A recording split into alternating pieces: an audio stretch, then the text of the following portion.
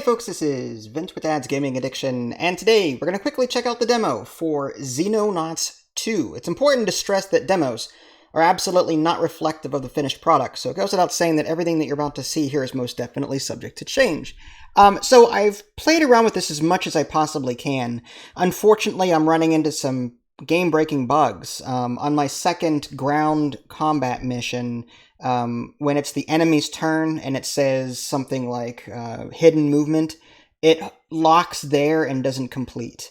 And then when I try to reload my autosave, it's supposed to autosave every turn, but it actually didn't save the last turn I had made, so I had to start the whole mission over from scratch. So again, I have to remind myself that this is a demo, so I'm not going to spend too much time with it at this point in time, but when I do receive the full key, assuming I receive the full key, I'll cover it a lot more then. But I'm having a great time with it. Xenonauts, in case you don't know, is like an XCOM style game. It's more graphically unimpressive, but it's still a great game. It's a lot of fun. It simulates this alien invasion. You have to build bases, you construct things, you put together a team, you can hire soldiers and researchers and engineers to build stuff. If you've played XCOM, then Xenonauts, it's a very close cousin to it, if I had to say. But again, it's not as graphically nice looking as XCOM is, but it's still a lot of fun.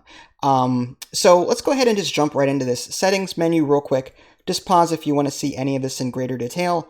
Audio sliders here, and then controls here. Okay, so when you start a new game, you can choose your difficulty. There's Recruit, Soldier, Veteran, Commander. There's an introduction. There's Iron Man mode, and then Begin Campaign. That's it. There's no other customization options here. It would have been nice to have more customization options, but that's what it is. I'm going to go ahead and load up two different settings here. One is the ground combat I was complaining about earlier. I did want to show you the post, day 13. This is like the world itself. That way you can see what can you do in between ground combat missions. So we're going to quickly load this up, and I can show you the quote-unquote strategic layer part of the game. And like in XCOM, you're going to be constructing aircraft and managing a base, and bases, I should say. You can build other bases throughout the world, and these bases have a radius. So any UFOs that happen to enter that radius, you'll have the opportunity to send out airplanes or whatnot to shoot them down. Speaking of which, I just intercepted this UFO apparently, and I can auto-resolve the attack, tail target, commence attack.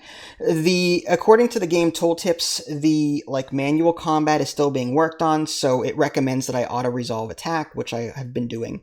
I do not know what the actual manual control is, because the game is don't do it. So I'm all right, fine, I won't. So I destroyed this UFO. You can accept the result of the auto combat, or you can ignore it and fight it manually if you so choose to. So now I have the opportunity to either collect a bounty or launch a combat team. If I hit launch combat team, I'll send out a troop transport of sorts, launch aircraft. And then here's the loadout for that crew. On the left-hand side, you can see there's all the different people that I have access to, what their stats are on the very top left, their nationality, how many missions they've been on. On the right-hand side, I can equip a variety of different different weapons, equipment, grenades, and med kits, and other cool stuff. Some equipment and modules. But yeah, you're going to choose that, hit launch dropship, and rather than, I guess I can't pause it. Yep, so I'm just going to have to speak quickly.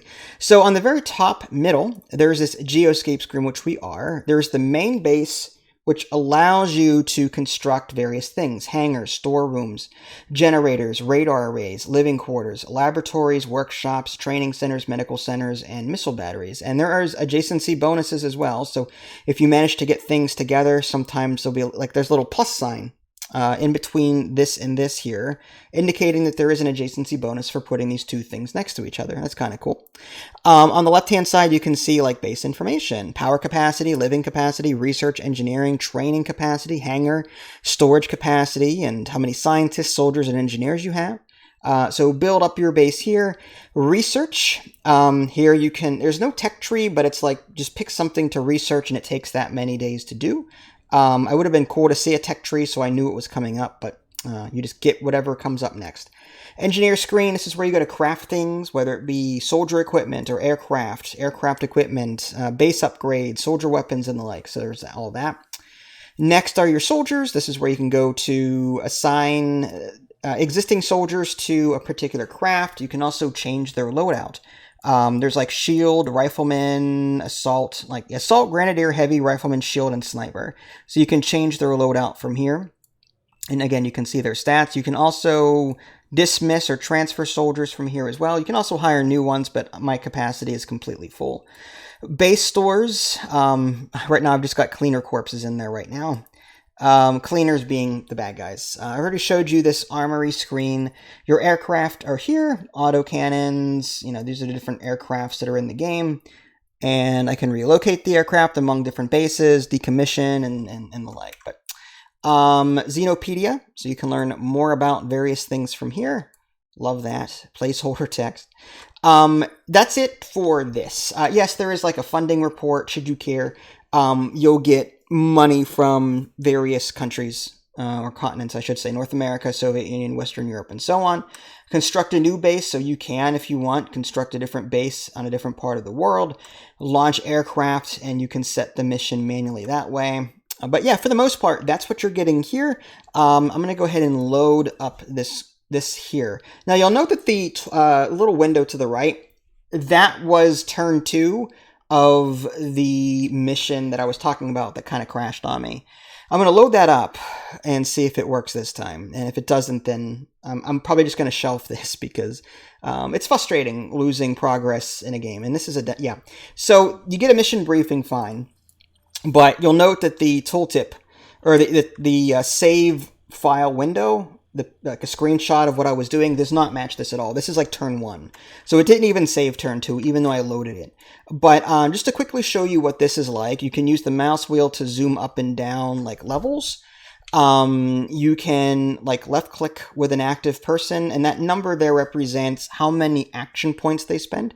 On the very bottom, this person has 63 units of time, and he'll have 48 left when he moves here. So I'm just going to verify that. Now he's got 48 left. And again, you can use your weapons that you have on the bottom left, like the shotgun, for example, and you can pick different firing modes. Like this is the snapshot, this is the normal shot, and so on. Different actions have different accuracy and time costs and that kind of thing. So it's kind of cool. You can also hit C to crouch. You can also right-click to point in a direction. That does use time units, though, to do that. Spacebar ends your turn. Units automatically enter Overwatch and will fire, assuming that they have enough time points for their weapon to do so. So I might do something like that. Go behind there, point in that direction, crouch.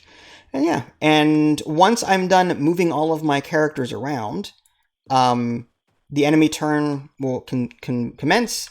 Things happen behind the scenes. Sometimes civilians get killed. If you've played XCOM, you'll know. There is a cover system in this game. There's a chance to hit in this game. I'm not going to show you much more than this because, like I said, it crapped out on me once already. Kind of, sort of, I don't know, putting a bad taste in my mouth. I know this is a demo. I get that. I'm just saying I don't want to spend time wasting time on progress that'll never save, So, yeah, this is what ground combat looks like. You will see enemies at some point come at me, but I think I'm just going to end the video here and let you guys figure out the rest on your own. So, yeah, if you want to see more, I recommend playing the original Xenonauts. That'll give you a good taste as to what you're in for. It's the same, almost the same art style. But Xenonauts 2 will obviously be a bit better all around, hopefully. So yeah, there you go. That was a quick look at the demo for Xenonauts 2. If you guys haven't already, subscribe to me on Twitch and YouTube. That way you can stay up to date with any new content I'm going to publish. This is Vince. Thanks for watching, and I'll catch you all next time. Take care.